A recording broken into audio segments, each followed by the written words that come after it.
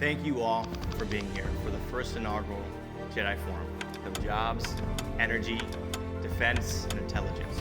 The robotics now gives you the whole picture like an X-ray or CT scan of what's going on in your operations online, real time, and you have that predictions of what's going to happen to you within 3 months, 6 months, 1 year.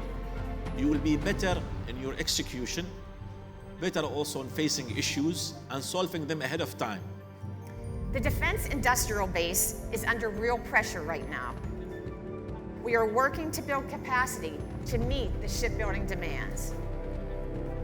This demands speed, precision, and reliability at a pace that industry hasn't seen since the Cold War. That's why we are focused on bringing technology into our supply chain that can deliver results while maintaining the quality standards expected for our components installed in nuclear-powered plants. We saw reductions in inspection time as great as 90%. Three things are converging. First, our assets are aging. Second, the people that hold that knowledge are leaving. The third thing, right now when we need more reliability than ever, demand is spiking in ways that nobody fully anticipated. The Gecko NACE team has accepted that challenge and it's been answered.